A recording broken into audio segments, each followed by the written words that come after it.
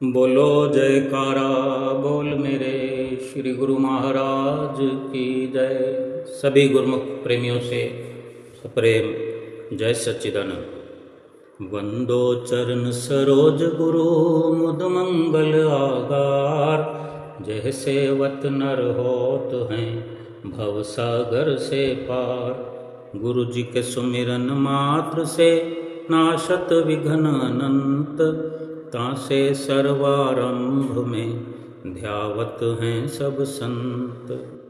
एक बार एक भक्त्यानी श्री गुरु महाराज जी के चरणों में उपस्थित हुई।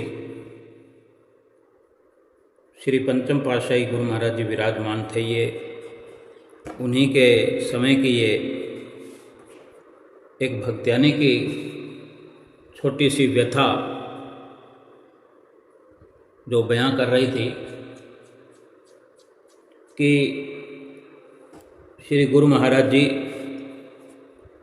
स्वामी जी, मेरे लड़के की लोग बड़ी निंदा करते हैं। अब ये तो पूरी बात नहीं वो विनती कर पाई, ना ही श्री गुरु महाराज जी ने पूछा कि किस कारण से निंदा करते हैं। गुरु महाराज जी सब जानते हैं, इसलिए उन्होंने नहीं पूछा और उसे अधिक कुछ कहने का अवसर ही नहीं प्राप्त हुआ। और श्री गुरु महाराज जी ने वचन फरमा दिए। श्री गुरु महाराज जी ने वचन फरमाए कि निंदक जो है वो हमारा भला करता है। वचन फरमाए कि निंदक हमरा ना मरे, जीवे आद जुगाद। निंदक के परताप से पाया मोक्ष का द्वार। श्री गुरु महाराज ने फरमाया कि अगर निंदा करते हैं तुम्हारे बेटे की, तो तुम्हारे बेटे के तो पाप ही कटते हैं। वो निंदक ही निंदा करके तुम्हारे बेटे के वो पाप काट रहे हैं। अर्थात निंदा करने से बचे, निंदा करने वालों से बचने का ख्याल न करें। निंदा करने वाले को मना न करें, वो करता है तो करने दें। हम ये अनुभव करें कि कितना उसकी निंदा को सुन सकते हैं और कितना सहन कर सकते हैं। इसमें भला है हमारा कि निंदक को, निंदा करने वाले को दुआ देनी चाहिए कि तुम जीते रहो, आद जुगाद जीते रहो। ये गुरबाणी का वाक है कि निंदक हमरा न मरे, जिए आद जुगाद। निंदक के प्रताप से पाया मोक्ष द्वार। महापुरुषों के अपने अटल फैसले होते हैं। गुरुमुख प्रेमी जब जब भी इस प्रकार का गिरावट में आ जाते हैं, कमज़ोर होने लगते हैं, किसी भी प्रकार की पीड़ा संसार में जब सताने लगती है, तो अपने स्वामी इष्टदेव के पास पहुंच करके अपनी व्यथा सुनाते हैं। वक़्त के महापुरुष तो संसार में अवतरित ही इसीलिए होते हैं कि जब जब अपने सेवकों पर विपद पड़ती है, जब जब उनके जीवन में किसी भी क्षण कोई दुविधा पैदा हो जाती है, कोई दुख आ जाता है, और जब वे अपने स्वामी के पास चाहे प्रत्यक्ष में आकर के विनती करते हैं, या फिर जहाँ जिस जगह पर खड़े हुए हैं, बैठे हुए हैं, जहाँ फंस गए हैं दुविधा में, दुख की घड़ी में, वहीं पर आर्त पुकार करते हैं, सतगुरु से प्रार्थना करते हैं, सच्चे दिल का अपना भाव सतगुरु के आगे शेयर करते हैं, प्रकट करते हैं, तो सतगुरु किसी न किसी प्रकार से, किसी न किसी रूप में, किसी न किसी तरह उनके भीतर प्रेरणा बन करके उन्हें उस दुख से उबार देते। गुरुमुख प्रेमियों की निंदा संसार में होती रही है, होती रहेगी। एक बहुत प्रसिद्ध भगत हुए हैं, भगत नरसिंह जी। इतिहास गवाह है कि जब भगत नरसिंह जी केदार राग में भगवान की महिमा का गायन जो करते थे, गीत गाते थे, तो वहाँ भगवान के पास में बैठकर, उनके चरणों में बैठ कर के जो भजन गाते थे, ऐसी मधुर मीठी सुरीली भावपूर्ण वाणी में जो भजन गाते थे, तो भगत जी का ऐसा प्रेम देखकर अनेक लोग उनके अनुयायी बन गए, उनको चाहने वाले बन गए। उनका पवित्र प्रेम ऐसा था कि भजन गाते समय भगवान के गले में जो माला हुआ करती थी, वो नरसिंह जी के गले में आकर के पड़ जाती थी। यानी विग्रह के, भगवान की मूर्ति के गले में जो मूर्त रूप भगवान के गले में जो माला है, वो माला भगत नरसिंह जी के गले में आकर पड़ जाती। ऐसा देखकर वहाँ अनेकों अनेक भक्त भगत नरसिंह जी के अनुयायी बन गए, उनकी महिमा गाने लगे, उनके गुण अनुवाद गाने लगे। और ऐसा सम्मान भगत नरसिंह जी का होता हुआ देखकर अनेक अनेक ईर्ष्यालु, ईर्ष्या करने वाले, जलन करने वाले, द्वेष करने वाले जो दुष्ट भी हुआ करते हैं, उनसे सहन नहीं होता था, वो निंदा करते थे। गुरबाणी में वचन है कि निंदक दुष्ट वडियाई वेख न सकन, ओना पराया भला न सुखाई। क्या होवे किसकी जख मारी, जा सच्चे स्यो बन आई।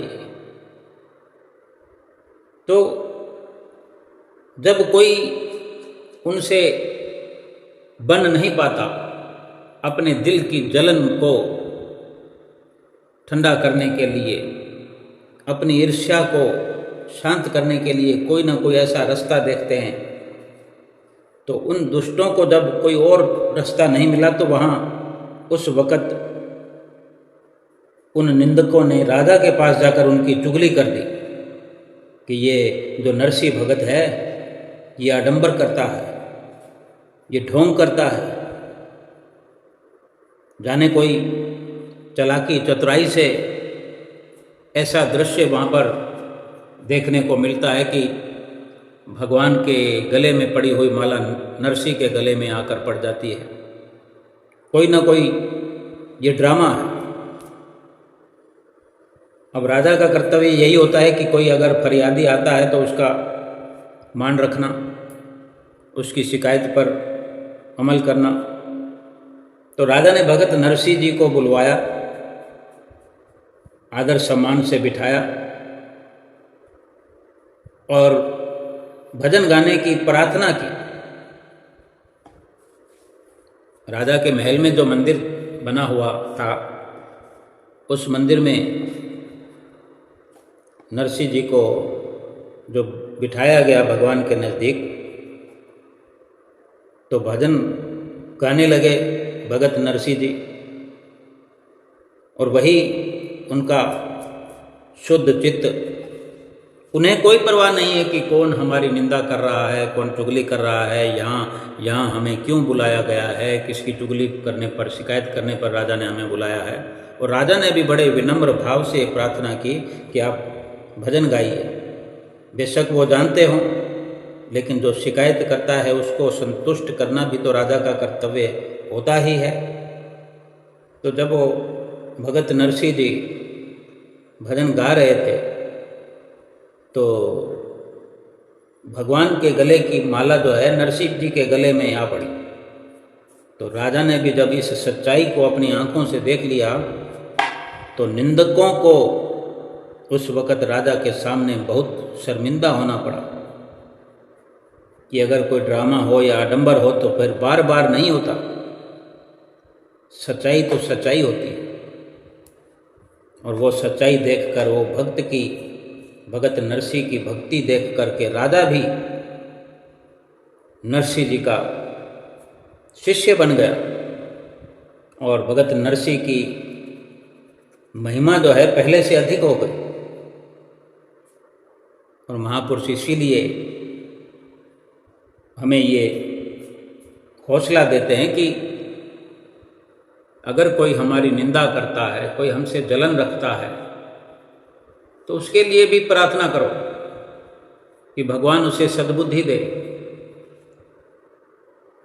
एक गुरुमुख को शोभा नहीं देता कि उसके जैसा व्यवहार वो उसे करे, या कोई तर्क वितर्क करे, कोई बहस करे, बल्कि अपने सतगुरु के आशीर्वाद के तले अपनी भक्ति में आगे बढ़ता जाए। गुरु महाराज जी हर किसी का, हर स्थिति में, हर समय में सम्मान करते आए। कोई गरीब अमीर कुछ भी नहीं देखते।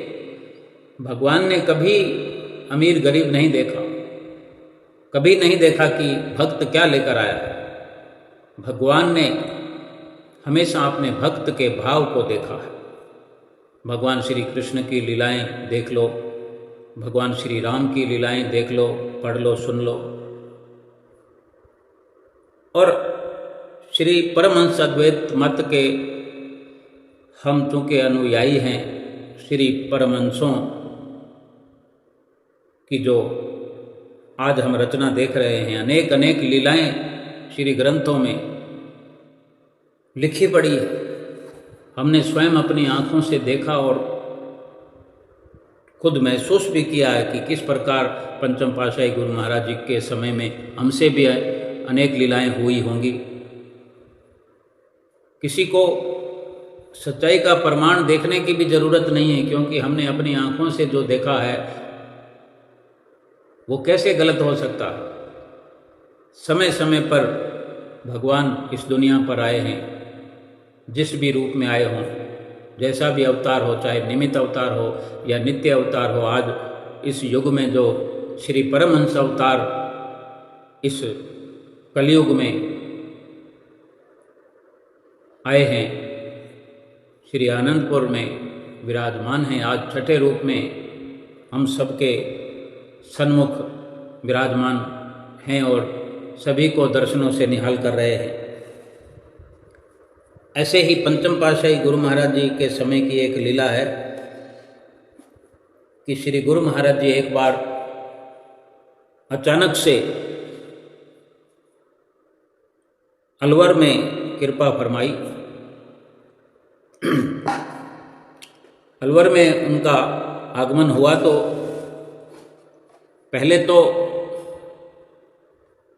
जहाँ श्री गुरु महाराज जी विराजमान थे, वहाँ एक महिला संगत के साथ मत्था टेकने आई। उस वक़्त इतनी भीड़ नहीं हुआ करती थी संगतों की। आज तो अगर ऐसी स्थिति है कि श्री गुरु महाराज जी कहीं नई जगह पर आ जाएं तो संगत को संभालना मुश्किल हो जाता है। कुछ समय पहले 2019 में जयपुर में श्री हजूर छठी पातशाही गुरु महाराज जी ने कृपा फरमाई। कितना वहाँ अलौकिक नज़ारा था श्री गुरु महाराज जी के आगमन का। हाथी और रथ घोड़े भव्य उस समारोह में शामिल हुए और झांकियाँ निकाली गई श्री गुरु महाराज जी के आगे। इस प्रकार आगमन हुआ और गुरुमुख प्रेमियों की पूरी भीड़ थी और बहुत अच्छा प्रबंध था, क्योंकि गुरुमुख प्रेमी वहाँ सेवा समिति कार्यकर्ता और महात्मा जन जो वहाँ प्रबंधक हैं वो बड़े सजग हैं। अम्माजन के उनके देखभाल में ये सारा समागम हुआ, जो बड़े अच्छे से। ऐसे ही अलवर में पंचम पातशाही गुरु महाराज जी काफ़ी वर्षों पहले आए थे, तो वहाँ एक भक्त्यानी जो मत्था टेकने के लिए पहुँच गई श्री गुरु महाराज जी के, जब आगे पहुँची तो उसके हाथ में एक पंखा था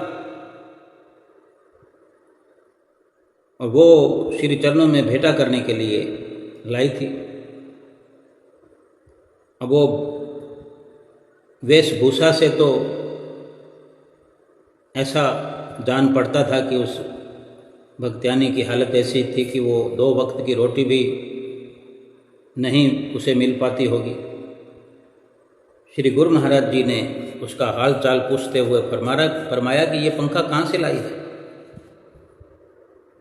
तो उस भक्त्यानी ने सिर झुकाते हुए बड़े विनम्र भाव से कहा कि मुझे कुछ महीने पहले स्वप्न में श्री दर्शन हुए थे और मैंने देखा कि आपको बहुत गर्मी लग रही है। ये पंचम पातशाही गुरु महाराज जी से वो भक्त्यानी बात कर रही है, जो गुरु महाराज जी ने अवसर दिया है उसे बात करने का, और गुरु महाराज जी ने उसको बुलाया है। उसका विनम्र भाव देखकर, उसका प्रेम प्यार देखकर, कौन जाने किसके लिए गुरु महाराज जी किस शहर में पहुंच जाते हैं, किसके प्रेम की कितनी बड़ी कुर्बानी है। और वो जो वर्णन कर रही है कि मुझे 3-4 महीने पहले स्वप्न में आपके दर्शन हुए और आपको गर्मी लग रही थी। स्वप्न में वो भक्त्यानी महसूस करती है कि मेरे श्री गुरु महाराज जी को गर्मी लग रही है। तो वो कहती है, तब से ही मैं आटे का छान बेचकर, छान यानी चोकर, आटे को छानने पर जो बचता है मोटा मोटा, उसको छान कहो या चोकर कहो, कि उसको बेचकर जो मुझे कमाई होती थी मैंने उसे भी जोड़ना शुरू कर दिया। और उसी धन से आज मैं आपके आगमन का संदेश पाकर के, मैं उसी धन से आज अपनी भावना पूर्ण कर पाई हूँ, आपके चरणों में ये भेंट लाई हूँ। तो उसका जो भाव जो उसने वर्णन किया, श्री गुरु महाराज जी ने उससे सुन करके श्री गुरु महाराज जी ने बड़े प्रसन्नचित्त होकर के, अति प्रसन्न होकर फरमाया कि तुमने इतनी ऊंची भावना से पाई पाई जोड़कर, यानी उस वक़्त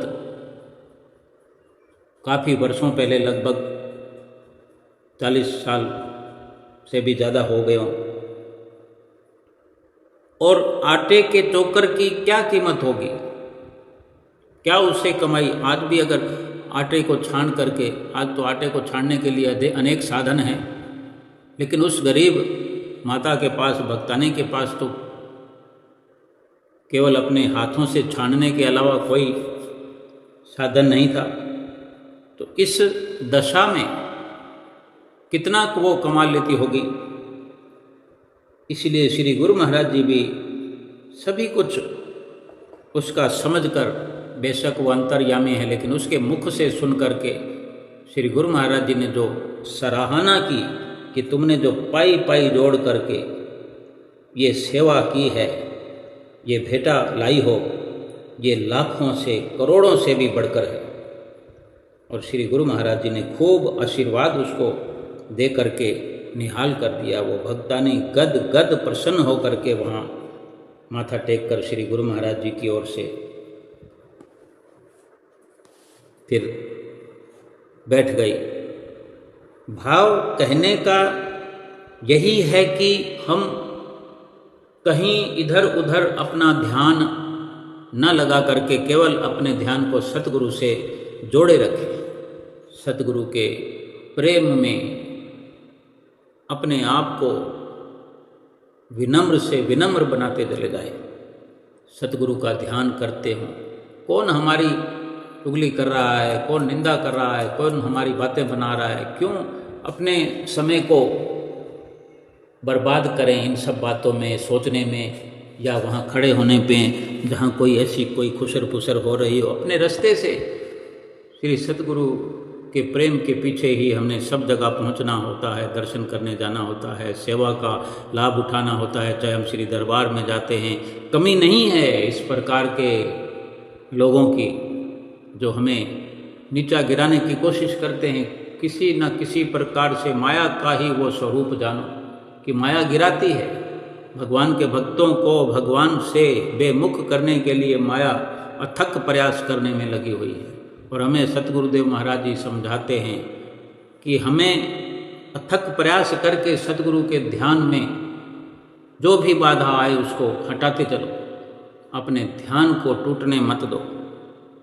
जब भी मालिक के आगे, अपने सतगुरु के आगे बैठो, पहली अरदास करो कि हे सतगुरु जी, हे गुरु महाराज जी, मेरा भजन सुमरन में मन लगे, मुझे अंदर का रस आए, और साथ ही अपनी सुरती को अंदर समेटते रहो, अंदर की ओर भेजते रहो, बाहर से हटाते रहो, सुरती को अंदर लगाते रहो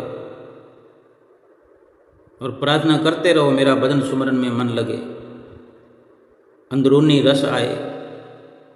क्योंकि हमारे में इतनी ताकत नहीं है कि हम भजन सुमरन में बैठ सके। यही प्रार्थना करो कि प्रभु आप ही मुझे नींद से उठाने वाले हैं, आप ही नींद से जगाने वाले हैं, और आप ही मोह माया से जगाने वाले हैं। और मुझे नींद से उठाकर, मोह से जगाकर आप ही मुझे भजन सुमरन में बैठाया करो। मेरे में इतनी हिम्मत नहीं कि मैं खुद उठ सकूं, खुद भजन सुमरन में बैठ सकूं। और इसी के साथ हमने अपना प्रयास भी जारी रखना चाहिए। हर इशारे को सतगुरु के हमें समझना होगा। सतगुरु वाकई हमें उठाना चाहते हैं, जगाना चाहते हैं, नींद से भी और मोह से भी। उनके इशारों को समझते हुए हम अपनी करी हुई प्रार्थना को समझने का भी प्रयास करें कि हम क्या फरियाद करते हैं। और जब जब सतगुरु हमें साथ देते हैं, सहारा देते हैं, हमारी हिम्मत बढ़ाते हैं, हौसला बढ़ाते हैं, हम ये भी विचार करें कि जो हमें आज मिला हुआ है, अगर उसी में हमारा जीवन गुजर बसर हो रहा है, 5 नियमों की पालना हो रही है, भजन अभ्यास अगर हो रहा है, फिर और क्या चाहिए। कुछ भी संसार के संसाधनों की मांग न करें, बल्कि शुक्रिया करें, हर पल शुक्राना करें और गुरु महाराज जी से फरियाद करें कि दया करो सतगुरु जी, कृपा करो, मेहर करो, मुझे वो मांगने पर भी मत देना। मुझे कुछ अच्छा भी लगता हो तो वो देना मत, बल्कि देना वही जो मेरे लिए लाभकारी हो, मेरी आत्मा के लिए भला करने वाली चीज़ हो, मेरी आत्मा को परमात्मा की ओर जाने वाले रास्ते पर बाधा पड़ जाए, कोई रोड़ा बन जाए, ऐसी वस्तु मुझे मांगने पर भी मत देना। वास्तव में इस दुनिया में जब से हम आए हैं, हर वक्त कुछ ना कुछ हम मांगते रहे, कुछ ना कुछ हमें मिलता रहे। लेकिन जब सतगुरु की शरण मिल गई, जब सतगुरु के चरणों में ठिकाना मिल गया, तो ये लाभ कितना हमें हुआ इसका भी हमें अनुभव करना चाहिए कि सतगुरु की शरण मिल जाना इस संसार में सबसे महंगी वस्तु है। महंगी ही नहीं बल्कि अनमोल वस्तु है। सतगुरु की शरण में ठिकाना जो है वो इतनी कदर और कीमत का है कि राजा महाराजा भी उस जगह पर पहुंच नहीं पाते। क्योंकि एक श्रद्धावान भक्त बड़े ऊंचे भागों वाला करोड़ों जन्मों के जब पुण्य एकत्र होते हैं, करोड़ों जन्मों के पुण्य एकत्र हुए और जब वो फलीभूत होने को आते हैं, फल देने पर आते हैं, तब ऐसा संजोग बनता है। वरना तो इस दुनिया में कोई लोगों की कमी है क्या? सभी तो सतगुरु के चरणों में नहीं बैठे होते। आप खुद गुरुमुख प्रेमी सब इतने ज्ञानवान हैं, कदरदान हैं, थोड़ा अनुभव तो करो। हमारे इर्द गिर्द कितने लोग हैं, लेकिन सतगुरु के चरणों में बैठक कितने लोगों की है? चाहे कुटिया पर हम जाते हों, चाहे श्री दरबार में पहुंचते हों, या हम अनेक अनेक लोगों से मिलते हैं, सतगुरु की बात कितने लोग करते हैं? सत्संग की बात कितने लोग करते हैं? सत्संग को महत्व कितने लोग देते हैं? जिसको देखो इस जलती हुई दुनिया की तासीर की बात करते हैं। इस झूठी दुनिया में चारों ओर झूठ का पसारा है और झूठ के अंदर लिप्त सभी झूठ का प्रचार करते फिरते हैं।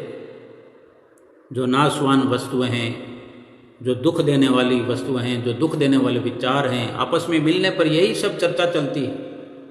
उससे क्या जीव आत्मा का भला हो जाएगा?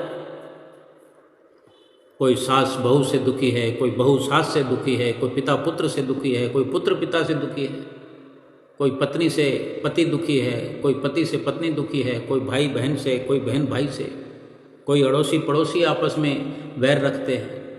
कोई राह चलते कब किससे उलझ जाए, कहाँ कौन सा वैर पैदा हो जाए, बात बात में गोलियां चल जाती हैं, तलवारें चल जाती हैं।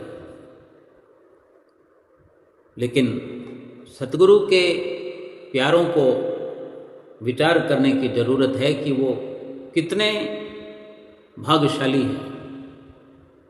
सतगुरु की शरण यूं ही नहीं मिलती, सतगुरु यूं ही नहीं मिलते। कोट जन्म के पुण्य से सतगुरु मिले कबीर। कबीर साहब महाराज जी कहते हैं कि करोड़ों जन्मों के पुण्य उदय होते हैं, फलीभूत होते हैं, उन्हीं को सतगुरु की शरण मिलती है। और शरण मिल जाने पर फिर भक्ति प्राप्त करना, ये भी भागों की बात है और अपनी करनी की बात है। सतगुरु की शरण में संजोग बन भी गया तो हम विचार करें, क्या सभी भक्ति प्राप्त कर लेते हैं? सभी का ख्याल सतगुरु की प्रसन्नता की ओर जुड़ जाता है? सतगुरु की प्रसन्नता का सब ख्याल रख पाते हैं? फिर ये भी अपनी करने की बात है कि जितना कोई प्रयास करेगा, जितनी कोशिश करेगा, जितना अमल करेगा, उतना लाभ प्राप्त करेगा। सतगुरु तो सभी को समझा रहे हैं। हमें रात दिन जो कहते हैं 5 नियमों की पालना करो, 2 घंटे भजन अभ्यास करो, अब जो करेगा वही प्रसन्नता को प्राप्त करेगा ना। तो ये विचार भी हर वक्त करना चाहिए कि हम भाग्यशाली तो हैं, लेकिन क्या भाग्यशाली वाला काम भी हम कर रहे हैं कि नहीं? सतगुरु की शरण मिल जाना, सतगुरु के चरणों में ठिकाना प्राप्त कर लेना, फिर उसके बाद जो एक गुरुमुख को करना चाहिए वो भी तो जरूरी है। फिर लाभ तो तभी होगा जब सतगुरु से मिलन हो गया, सतगुरु से नाम मिल गया। यानी सत्य की राह पर अगर चल पड़े हैं तो फिर सफ़र करते चले जाना चाहिए। अगर कहीं खड़े हुए हैं तो फिर वो सच्चाई की राह पर आकर के खड़े हो गए हैं, तो खड़े खड़े तो फिर मंजिल तो नहीं मिलेगी ना। और जो करोड़ों जन्मों से जो सतगुरु की प्राप्ति हुई है, वो क्या यूं ही समय व्यर्थ गंवाने के लिए वो पुण्य कर्म नहीं किए थे? उन पुण्यों कर्मों को जन्म जन्मांतरों से, करोड़ों जन्मों में जो पुण्य एकत्र हुए, परम संत कबीर साहब जी ने जो फरमाया कि कोटि जन्म के पुण्य से सतगुरु मिले कबीर। वो जो कर्म किए हैं तो मन में ये चाहना रख के किए हैं कि मुझे भी सतगुरु की प्राप्ति हो, मुझे सतगुरु की शरण मिले। मेरा सतगुरु से मिलन हो तो मैं भक्ति करूं। यूं ही नहीं कहते कि सुर दुर्लभ ये मनुष्य जन्म है। सुर दुर्लभ यानी देवताओं को दुर्लभ ये मनुष्य जन्म है। बड़े भाग मानुष तन पावा, सुर दुर्लभ सद ग्रंथन गावा। सारे दुनिया के सद शास्त्र, ग्रंथ, पोथियां, किताबें पुकार पुकार कर कह रही हैं, स्वर्णिम अक्षरों में लिखे हुए हैं वचन, महापुरुषों की वाणियां, कि ये बड़े भागों से मनुष्य तन मिला है जो देवताओं को दुर्लभ है। सभी ग्रंथ यही कहते हैं। तो फिर ये भी तो सवाल उठता है कि फिर ये इतना बहुमूल्य जन्म है तो फिर किसी खास वजह के लिए मिला होगा। और हम क्या कर रहे हैं? सतगुरु रोज हमें बताते हैं कि भक्ति के लिए ये जीवन मिला है, तो क्या भक्ति कर रहे हैं? अगर भक्ति कर रहे हैं तो फिर बात बनती चली जा रही है। अनेक अनेक लोगों के बीच में बैठ करके हम महसूस कर सकते हैं कि हर किसी की करनी अपनी आप की है, करनी अपनी आप, करनी आपो आपनी, के नेड़े के दूर। किसी ने मंजिल को नेड़े कर लिया है, किसी ने दूर कर लिया है। बेशक करोड़ों जन्मों से ये जन्म मिला हो, करोड़ों जन्मों के फल से मिला हो, करोड़ों जन्मों से सतगुरु की संगत मिली हो, लेकिन अगर लाभ नहीं उठाएंगे तो फिर मंजिल तो हम पहले से दूर कर सकते। वो पिछले जन्मों के जो कर्म हैं वो पड़े नहीं रह जाएंगे। या तो उनको बढ़ा लो या फिर उनको भस्मीभूत कर लो, मिटा लो। वो पड़े नहीं रहेंगे कि अगर आज हम हाथ पर हाथ रख के बैठे हों, इंसान का जन्म कितने लोगों को मिला हुआ है, करोड़ों अरबों लोगों को मनुष्य जन्म मिला हुआ है। क्या सब भक्ति कर रहे हैं? फिर उनमें जो विशेष लोगों को सतगुरु की शरण मिल गई है तो भक्ति का आधार तो हो गया, लेकिन क्या सब कर पा रहे हैं? और कब कर पाएंगे, कब इस अवसर को समझेंगे, लाभ उठाएंगे? तब तक ये मनुष्य जीवन अगर छिन गया, वापस चला गया, तो जो आज हम भजन भक्ति की कमाई कर सकते थे, कर सकते हैं, वो तो नहीं कर पाए ना। खाली हाथ चले गए तो फिर दोबारा फिर उस प्रयास को करना पड़ेगा। फिर क्या पता कितनी गिरावट से फिर से शुरू होगा। लेकिन जिसने सतगुरु की शरण हासिल नहीं की, भक्ति की शुरुआत भी नहीं की, उनको तो इस जन्म को पाने के लिए फिर सदियां बीत जाएगी। उनको तो मनुष्य जन्म ही नहीं मिलेगा। माना कि सतगुरु की शरण मिल गई, सतगुरु से नाम की बख्शिश हो गई, हमने शुरुआत कर दी, लेकिन खड़े हुए हैं उस रास्ते पर, अपने आप को रोक करके खड़े हुए हैं, सोचने में लगे हुए हैं कि भक्ति करूं कि नहीं करूं, आरती पूजा करूं कि नहीं करूं। मन को बीच बीच में देखते हैं कि मन क्या कहता है। मन कहता है कि आरती पूजा कर लो तो कर लेते हैं। मन कहता है आज रहने दो, कल तो करी थी, आज फिर क्या ज़रूरत है, एक दिन नहीं करेंगे तो क्या हो जाएगा। अब आरती पूजा नहीं करेंगे तो कुछ ना कुछ तो करेंगे। फिर आरती पूजा से तो गए, फिर जो बाकी जो कार्य करेंगे तो वो तो फिर 84 वाला फेरा है। भगवान से बेमुख हो करके कुछ भी करेंगे तो वो 84 लाख योनियों का मसाला ही है और कुछ भी नहीं है।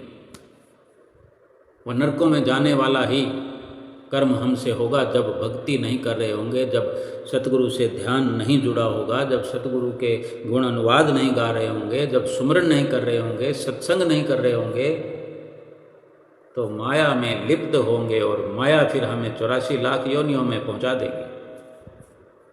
क्या मनुष्य जन्म इसलिए थोड़ी मिल रहा था, इसलिए थोड़ी पाया था हमने।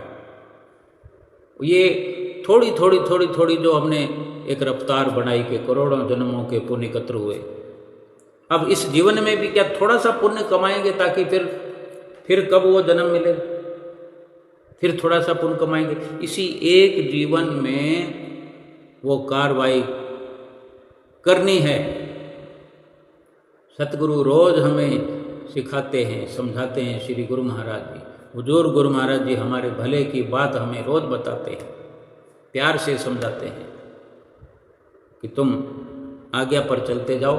श्री परम दयाल महाराज जी ने जिम्मेवारी ली है, गारंटी ली है कि लोक और परलोक दोनों के जिम्मेदार हैं। यानी हमें सोचने की भी जरूरत नहीं है। ठीक है, कोई कमी पैसी रह भी जाए तो झट से मनुष्य जन्म फिर मिलेगा।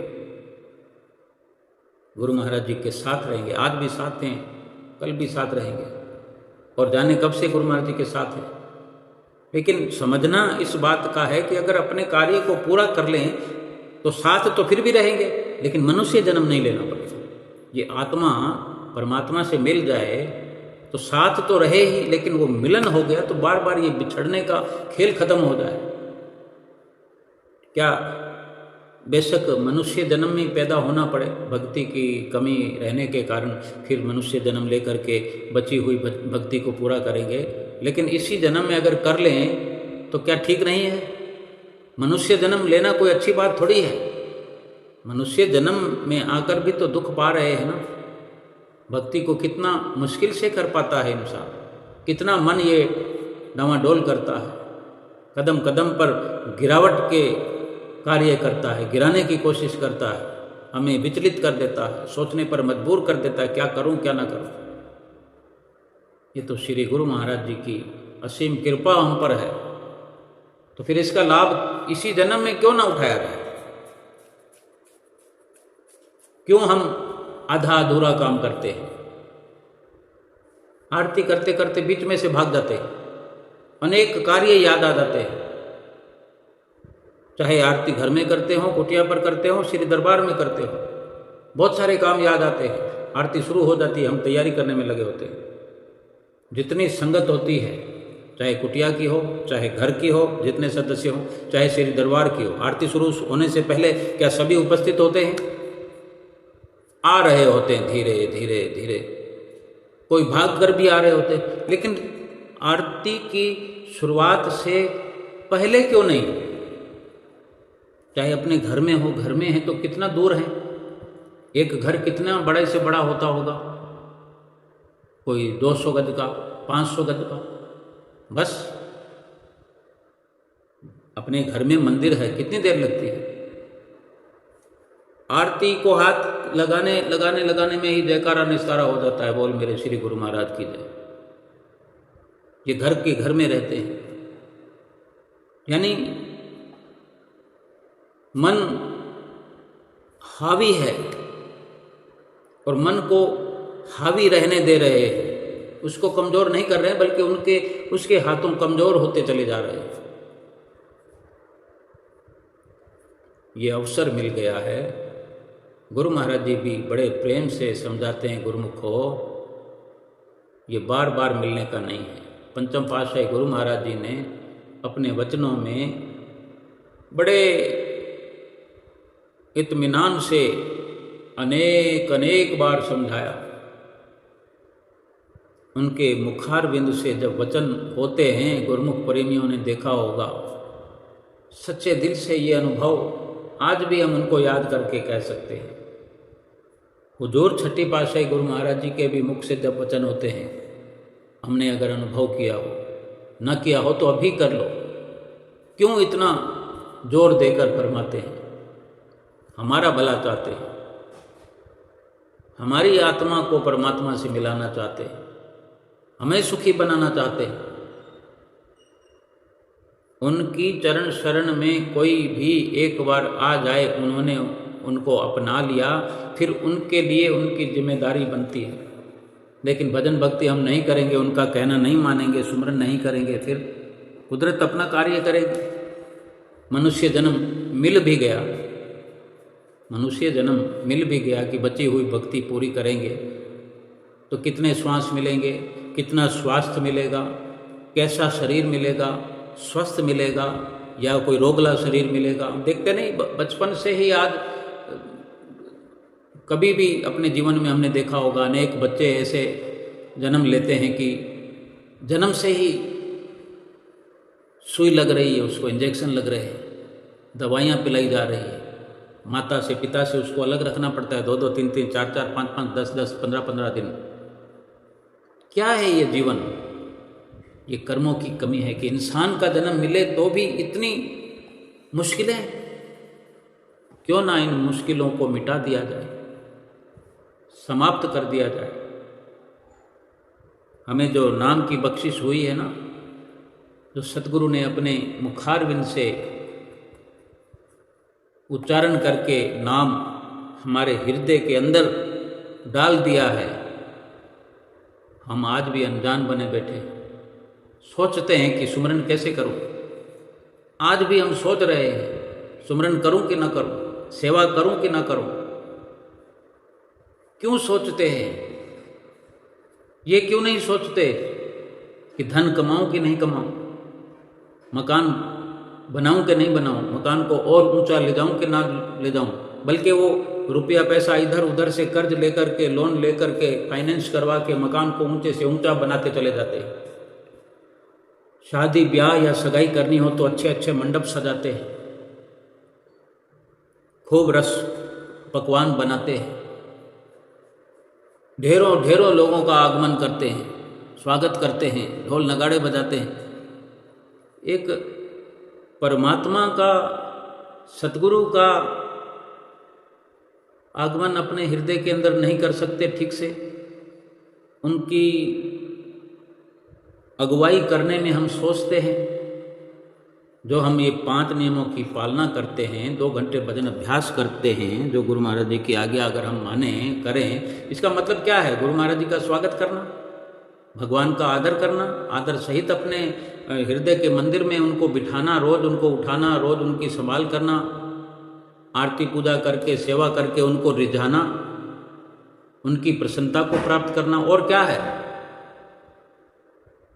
और क्या है इसका मतलब? सुमरन करके सतगुरु को ही प्रसन्न करना है, सुमरन करके सतगुरु को रिझाना है, और इन्हीं सब से तो वो भक्ति बनती है। लेकिन हम सारी दुनिया को प्रसन्न करने में लगे हुए हैं। जब कहीं ब्याह सगाई शादी होती है, बड़े बड़े पंडाल लगे हुए हैं, बड़े बड़े पैलेस बने हुए हैं, लाखों रुपए खर्च करके। कितने ऐसे वेटर रखे हुए हैं, कदम कदम पर खड़े मिलेंगे, सज धज कर आने वालों का स्वागत कर रहे हैं। कोई पानी पिला रहा है, कोई ठंडा कोल्ड ड्रिंक पिला रहा है, कोई रसगुल्ले की प्लेटें लेकर खड़ा है। तरह तरह के इतने आइटम हैं, सबको प्रसन्न करने के लिए तो है कि सब वाह वाही करें। क्या होगा उस वाह वाही से? आत्मा प्रसन्न हो जाएगी। बड़े किसी पैलेस में शादी करने से आत्मा प्रफुल्लित हो जाएगी। कलेश तो रात और दिन बढ़ रहा है। इस दुनिया में अगर कोई स्तर बढ़ रहा है, चाहे यूं तो कहें कि इतनी बड़ी बड़ी गगनचुंबी इमारतें, उनका लेवल बढ़ता जा रहा है। जहाँ देखो बिल्डिंगें बन रही है, किसी हरियाली को काटना पड़े, कहीं नदी नालों पर ब्रेक लगाना पड़े, कुछ भी करना पड़े, जहाँ भी देखो इमारतें ही इमारतें बनती चली जा रही है। लेकिन महापुरुष ये इशारा करते हैं कि असल में क्या बढ़ रहा है? कलेश बढ़ रहा है, दुख बढ़ रहा है, डर बढ़ रहा है। 24 घंटे इंसान को डर लग रहा है। एक डर वो है जो भगवान से डरने के लिए होता है। भगवान के डर से भक्ति करता है इंसान। जो भगवान के प्यारे हैं वो भगवान से डरते हैं। लेकिन आज का इंसान चोर डाकुओं से, गुंडों से, मवालियों से, दुष्टों से, बेईमानों से, ठगने वालों से, जिसके पास पैसा है वो डरा हुआ है, जिसके पास नहीं है वो भी डरा हुआ है, क्योंकि वो तो वैसे ही मरा हुआ है। वो ये सोचता है कि मेरी तो कोई वैल्यू नहीं है संसार में, कोई भी मुझे मार कर चला जाएगा। लेकिन भजन भक्ति के रास्ते पर चलकर निडर कोई बनना नहीं चाहता। बड़े बड़े सेठ साहूकार अपनी पोजीशन में चलते हैं, गाड़ियां चलाते हैं इतनी लापरवाही से कि कोई किसी को कुचल करके चला जाता है। कितने समाचार पत्र भरे पड़े हैं, समाचार छापने की जगह भी नहीं रहती। समाचार पत्र छपने वाला होता है, अखबार पूरा हो रहा होता है, पूरा हो जाता है तुरंत कोई ना कोई खबर आ जाती है कि ये इम्पोर्टेड खबर है, इतने लोग मारे गए। कोई ना कोई व्यवस्था कर देते हैं, उसको भी छाप देते हैं, नहीं तो फिर कल छपेगा। यानी कोई वक्त होता था कि खबरें ढूंढा करते थे, आज अखबार में जगह ढूंढते हैं कि इसको कहाँ छापें। चारों ओर दुख ही दुख, दुखों की बहार आ गई है। एक तो भजन गुरमुख प्रेमी गाते हैं कि सतगुरु आए के सुखां दी खुशियां दी बहार आ गई, लेकिन इंसान ये गीत गा रहा है जहाँ भी एक दूसरे से कोई बातें करते तो दुखों से निचोड़ा हुआ, कोई जैसे कपड़े को निचोड़ दिया हो, किसी के दिमाग को जैसे निचोड़ दिया हो, तो वहाँ दुखों की बरसात हो गई। जिस धरती पर कोई खड़े होकर बात करता है वहाँ दुख ही दुख बिखर जाते हैं। इंसान अगर दुखों से भरा हुआ है तो फिर दुख ही निकलेंगे बाहर। तो संत महापुरुष हमें समझाते हैं कि आरती पूजा करो, सुख बरसेगा, सेवा करो, सुख बरसेगा, सुमरन करो, सत्संग करो, दर्शन करो, सुख ही सुख मिलेगा। कोई पाई पैसा नहीं लगता। जो इतने दुनिया के अंदर आडंबर कर रहे हैं, हर कार्य के अंदर पैसा लगता है, और पैसा ना होने पर कर्ज ले ले करके इंसान दुखी। आज जिसको देखो फाइनेंस पर चल रहा है। ये जिंदगी फाइनेंस पर नहीं मिलेगी, इस जिंदगी का लोन नहीं मिलेगा। श्वास खत्म हो गए तो लोन पर नहीं मिलेंगे ना। सारा कुछ हमारे पास हो, कोई 10-20 बंगले हों, 150 गाड़ियाँ हों, या 100-200 फैक्ट्रियाँ हों अरबों की, वो सभी कुछ देकर भी श्वास नहीं ला पाएंगे, इस अनमोल जीवन को नहीं ला पाएंगे। आज संत महापुरुष पुकार पुकार कर कह रहे हैं और हमें यकीन नहीं हो रहा। इसीलिए उनकी सुंदर सुंदर मधुर वाणी की अवहेलना कर रहे हैं, पीठ देकर चल रहे हैं। वक्त जरूरत अगर कोई काम आने वाली वस्तु है तो मालिक की भजन बंदगी, यहाँ इस लोक में भी और परलोक में भी। सुख देने वाली अगर कोई चीज़ है तो वही जो सतगुरु ने हमें सौगात बख्शी है, ये नाम की बख्शिश की है। तो ये नाम की कमाई, नाम का धन यहाँ भी सुख देने वाला है, परलोक में भी सुख देने वाला है, आत्मा का कल्याण करने वाला है। बल्कि अभी कल्याण आत्मा का दिखाई देने लग जाएगा अगर पूरी आरती पूजा करें, रोज करें, सेवा करें, नित्य प्रति करें, दिल से करें, श्रद्धा से करें, सत्य का संग करें। झूठ बोल बोल करके जो धन पदार्थ इकट्ठा कर रहे हैं, झूठ बोल बोल कर जो बाल बच्चों के रिश्ते कर रहे हैं, हमारा बच्चा ऐसा है, ऐसा है, वैसा है, झूठ बोल बोल करके जो भी कार्य कर रहे हैं, सब यहीं पड़े रह जाएंगे। ये सारी सफलता, ये तरक्कियाँ, ये माल खजाने, बड़े बड़े राजा महाराजा यहाँ पर ऐसे ही छोड़ छोड़ कर चले गए। कोई अगर किसी ने मकान बनाया, प्लाट खरीदा, बंगला बनाया, तो क्या कोई साथ ले गया? वहीं का वहीं रखा हुआ है। हाँ, ऐसा ज़रूर हुआ है कि बाढ़ आ गई, भूचाल आ गया, भूकंप आ गया, तो वो सब जमी दोष होने में कोई देर नहीं लगती। लेकिन इंसान समझे तब, इंसान को समझ कब आएगी कि कभी भी कोई वस्तु, कोई सामान जमी दोष हो जाएगा, मिट्टी में मिल जाएगा, और इंसान ये आंखें फाड़ फाड़ कर देखता रह जाएगा। अगर ऐसा नहीं हुआ तो इंसान खुद चला जाएगा, उसको दूसरे लोग आंखें फाड़ कर देखते रहेंगे, भाई अब भाई तो चंगा भला था, अभी क्या हो गया इसको। लेकिन फिर भी अगर समझेंगे नहीं कि उसके साथ ऐसा हो सकता है तो मेरे साथ भी हो सकता है। महापुरुष तो पुकार पुकार के हमें यही समझाना चाहते हैं, यही ज्ञान अमली तौर पर कराना चाहते हैं कि जो कुछ भी इस दुनिया में नज़र आता है सब का सब फानी है, झूठा है, क्षणभंगुर है, सदा सदा के लिए कुछ भी रहने वाला नहीं है, और शरीर के निमित्त है। शरीर भी जाएगा और ये सामान भी जाएंगे। आत्मा के लिए केवल और केवल परमात्मा से मिलन हो जाए। आत्मा जो इस शरीर में है, इस शरीर के माध्यम से परमात्मा से मिल सकती है। इस आत्मा को परमात्मा से मिलाने का जतन करो हर पल।